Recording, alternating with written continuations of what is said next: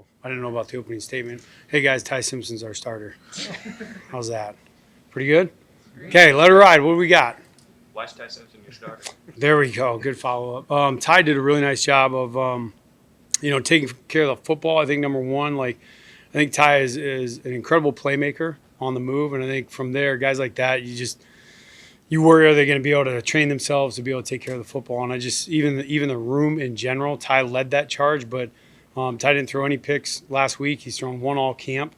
We've thrown like 4 total this camp, and this spring, I think at this time we had thrown like 15. So I think in general the guys are understanding the concepts and control the offense a lot better as a room, and Ty was the best at that. And so his ability to command and create out of the pocket I thought was the best, make great decisions, and he's just much cleaner on some of the things that you expect an older quarterback to be able to do. You mentioned the interceptions. Are you still seeing the quarterbacks, Ty specifically, push the ball down the field in fall camp?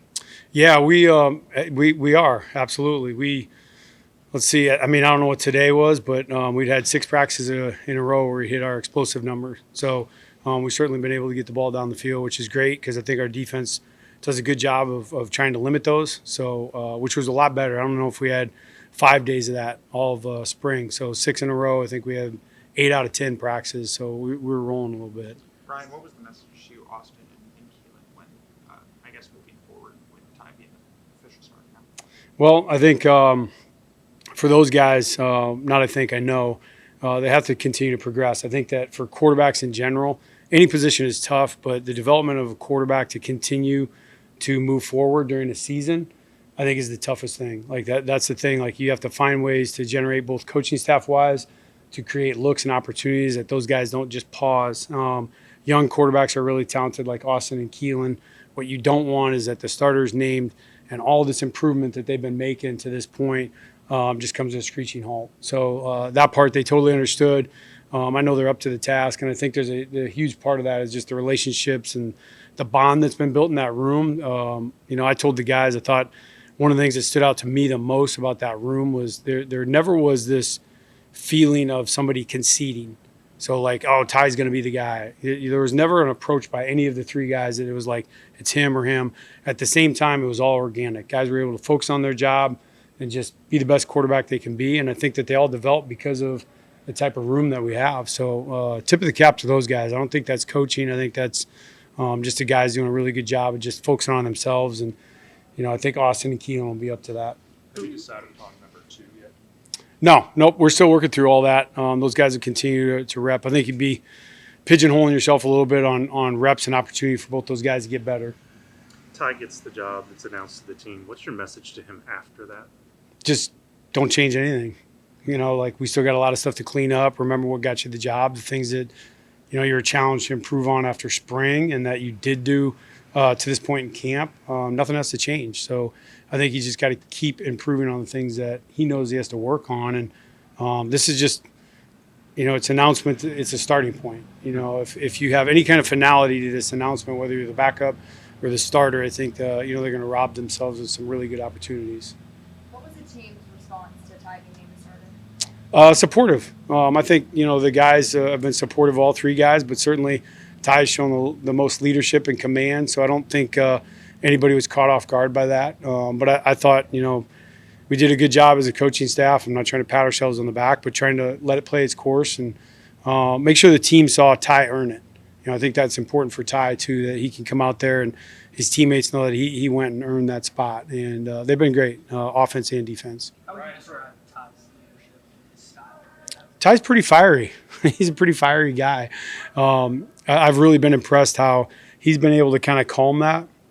I always thought I was wildly impressed in my time with Geno Smith. He's a fiery competitor as well. But I always told Ty, Geno's ability to get back to room temperature quickly and be able to process and be an elite quarterback was something that I was always just amazed by. And I told Ty, that's what you got to be, is a guy that can have composure and realize there's different times that, release points. You score a touchdown, you want to go crazy, right? But up to then, you just got to be a smooth operator.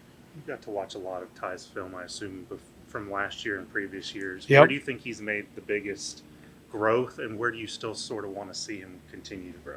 I would say poise and decision making. I think that his eyes would drop and he would give up on stuff really, really quickly because he is so athletic and can move.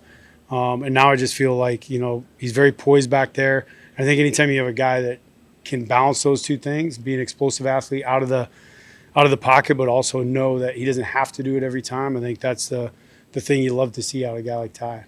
Kind of threw Kalen Russell into the fire. I mean, immediately as a freshman, put him in a quarterback battle and things like that.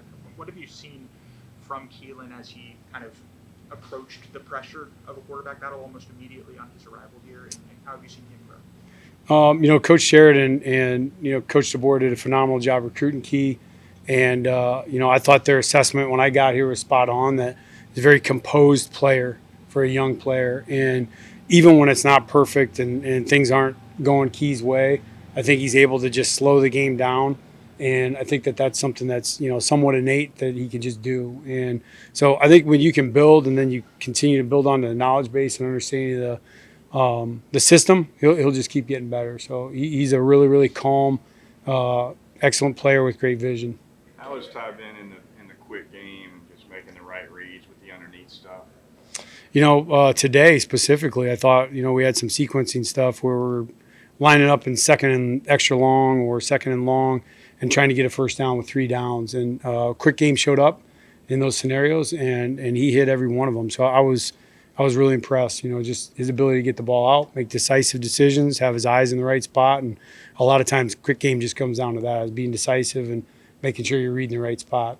What can you do from a leadership standpoint over the next couple of weeks or going into the first game after being named starter? Just keep being him, honestly. I think if he started acting out of character or doing some things that he hadn't done to this point, I think that would be the red flag for the team or the guys. I think that he's established the type of person he is in the locker room. He's known these guys for a long time, and just keep being himself. My advice to him was just be authentic. As long as he does that, locker room has the best read for that. They know when guys aren't, and just stay in the wheelhouse. Right, he's the one quarterback in this group that the staff did not recruit. How did he gain your trust, Galen's trust overall?